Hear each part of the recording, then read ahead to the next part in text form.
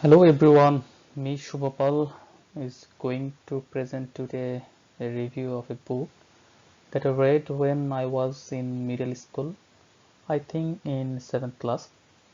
I really did enjoy it a lot and revisited it recently for my course at UNH.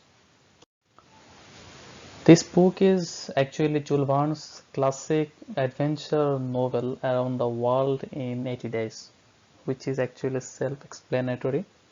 And this book was first published in 1873.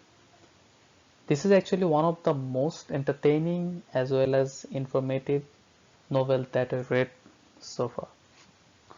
So let's begin the review.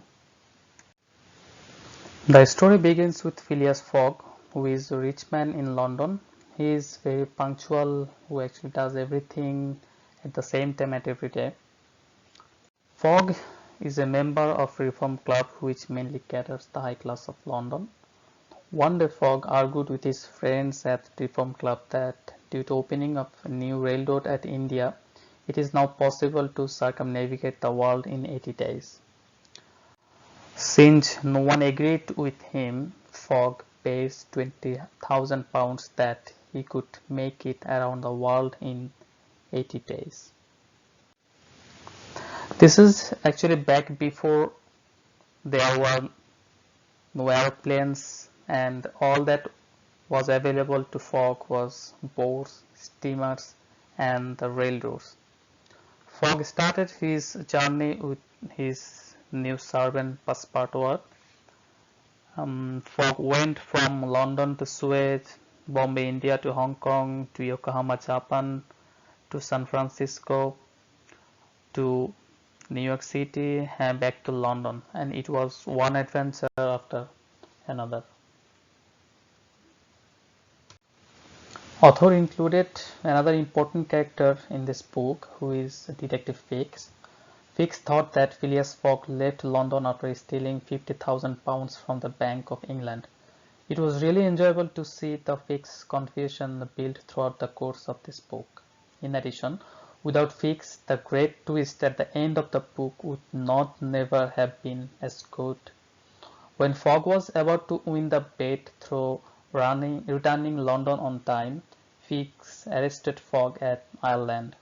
Although later Fogg was released, but he missed the train to London. So when he returned to London, Fogg thought that it was one day late. But interestingly, Fogg did the journey within 80 days since he traveled eastward of the world, and due to his journey crossing time zones, he had gained a whole day and was not late to win the wager. Along the way, Phileas Fogg showed a very high sense of honor and integrity. When there were people along the road, those need his help, even though it could relay him on his journey, he did not hesitate to stop and help them. At one point, Fogg took risks to save Passepartout from the Native Americans that could easily endanger his life or would lose the bet. Again, when crossing the jungle in India, Fogg and Passepartout rescued a woman named Ouda, who was about to be burned alive as Sati with her deceased husband's funeral pyre. Although it was marked as a sacrifice, but the woman was not willing to do so since she was made drunk with opium. The level of compassion for human beings that Phileas Fogg showed is still not present in our society. One interesting part of this novel is that no matter what was the problem in the journey, everything was solved with the help of money. Need to go faster than bribe the captain of the steamer. No web transportation at jungle in India, then buy an elephant. Use money to have bail to escape imprisoned. Need to fuel a steamboat, then buy it from the captain to use his wooden part as fuel.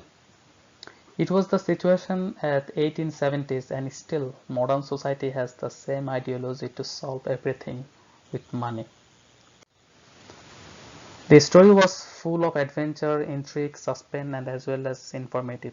One of the things that I love about the book is the description of all the different countries. The author does a fantastic job of describing the sights, the sounds, the smells, all the different cuisine and things without making it boring. and going into long descriptive paragraphs that we just want to skip. He makes it really interesting and just weaves it in together with the plot so that it really comes together in a vivid way. Thanks all for listening.